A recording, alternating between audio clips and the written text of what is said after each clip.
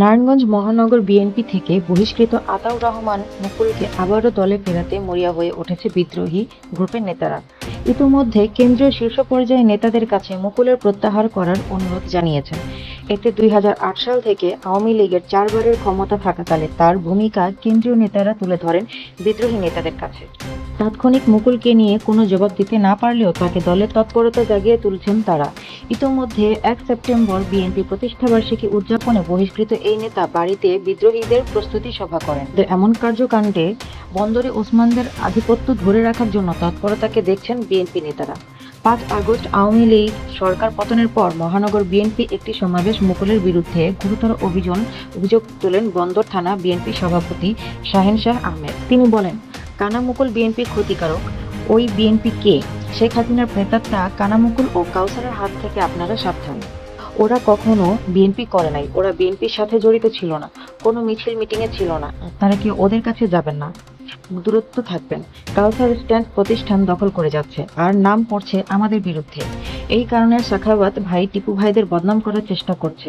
তাই ওই কানা মুকুল ও কাউসারের থেকে সকলে সাবধান থাকবেন। গত বছর নভেম্বরে দ্বাদশ জাতীয় সংসদ নির্বাচনে তফসিল ঘোষণার আগে বিএনপি সরকার পতন আন্দোলনের রাজপথে নামেন। পরবর্তীতে 28 অক্টোবর এক দফা বাস্তবায়নে বিএনপি ব্যাকফুটে চলে গেলে মুকুল সহ মহানগর বিএনপি বিদ্রোহী গ্রুপের নেতা আত্মগোপনে চলে যায়।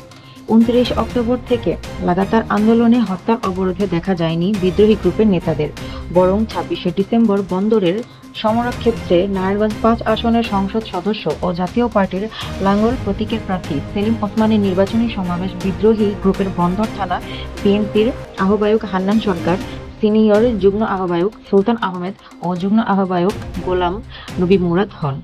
তারা সকলেই তৎকালীন মহানগর বিএনপি যুগ্ম আহ্বায়ক আতাউর রহমান মুকুলের আস্থাভাজন নেতা। দলের নির্দেশনা অমান্য করে জাতীয় পার্টির মনোনীত প্রার্থী সেলিম ওসমানের নির্বাচনী প্রচারে সম্পৃক্ত থাকার অভিযোগে মহানগর বিএনপির 6 নেতাকে বহিষ্কার করে বিএনপির সিনিয়র যুগ্ম মহাসচিব অ্যাডভোকেট রুহুল কবির রিজভী। ওই সময় বিএনপি নেতা আতাউর রহমান মুকুল বলেন, বহিষ্কারের চিঠি পেয়েছি, কেন্দ্র মনে করছে বহিষ্কার করার দরকার তাই করেছে, আবার যখন দরকার মনে করবে তখন নিয়ে নিবে। আতাউর রহমান মুকুল বন্দরে বিএনপি দলের ভেতরে বিতর্কের জন্ম দিয়ে থাকেন। আওয়ামী লীগ সরকার থাকাকালীন 3 মাস পর্যন্ত বন্দর উপজেলা পরিষদের চেয়ারম্যান দায়িত্ব পালন করেন।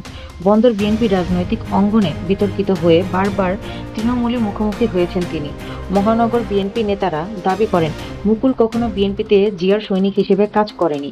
তিনি সবসময় ওসমান ভ্রাতৃদ্বয়ের ইশারা নিজের স্বার্থ হাসিল করেছেন। এমন নিজের ক্ষমতা ধরে রাখতে ক্ষমতাশীল দলের নেতাকর্মীদের সাথে নিয়মিত আসা যাওয়া করতেন। 2022 সালের 13 সেপ্টেম্বর নারায়ণগঞ্জ মহানগর বিএনপির নতুন কমিটিতে নানা সমালোচিত মুকুলকে কেন্দ্রীয় যুগ্ম আহ্বায়ক ঘোষণা করা হয়। এত ক্ষিপ্ত হয়ে তিনি একাংশ নেতাদের নিয়ে পাল্টা বিদ্রোহী কমিটি করেন। ওই তাকে সহযোগিতা করেছিলেন বহিষ্কৃত নেতা তৈমুর আলম খন্দকার। মুকুলের ছকে বাধ্য হয়ে অনেক যুগ্ম আহ্বায়ক ও কমিটির সদস্যরা পদত্যাগ করেন। এই সুযোগে মহানগর বিএনপিতে দুর্বল করার চেষ্টায় রাজপথে গ্রুপিং সৃষ্টি করার অভিযোগ ওঠে মুকুলের বিরুদ্ধে। তিনি কমিটি নিয়ে দলের কেন্দ্রীয় যুগ্ম মহাসচিব আব্দুস সালামকে নিয়ে মন্তব্য নিয়ে দলে সমালোচনা সৃষ্টি হয়। মুকুল এমন মন্তব্য করে আওয়ামী লীগ ও জাতীয় পার্টির ক্ষমতাসীনদের বাহবা নিয়েছেন বলে মন্তব্য করেন মহানগর বিএনপি নেতারা। কেন্দ্রীয় এই সিদ্ধান্তকে অনেকটা উপেক্ষা করেই সেলিম ওসমানের পক্ষে কাজ করেন আতাউর রহমান মুকুল।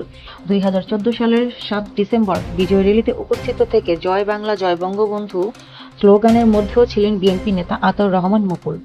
এরপর থেকেই তিনি নিয়মিত এমপি সেলিম ওসমানের পক্ষে কাজ শুরু করেন। 2015 সালে জেলা পরিষদের মিলনায়তনে মুক্তিযোদ্ধাদের সংবর্ধনা অনুষ্ঠানে বন্দর উপজেলা চেয়ারম্যান আতাউর রহমান মুকুলের উপস্থিতিতে জিয়াউর রহমানকে কুকুর বলে গালি দিয়েছিলেন প্রয়াত কমান্ডার গোপীনাথ। অপরদিকে ক্ষমতাসীন দলের সাথে সমঝোতার অংশ হিসেবে 2018 সালের 30 ডিসেম্বর অনুষ্ঠিত সংসদ নির্বাচনে সরাসরি মহাজোটের প্রার্থী সেলিম ওসমানের জন্য আতাউর রহমান মুকুল বিএনপির পোলিং এজেন্টদের মারধর করেন আর ভোটারদের কেন্দ্র থেকে বের করে দিয়েছেন।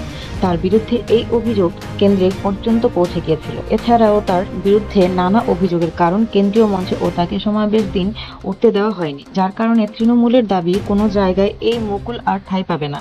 আর বর্তমানে তিনি দলের ভিতরে আবারও যে কোন্দল লাগানোর চেষ্টা করছে তারা এখন আর কাজে লাগবে না।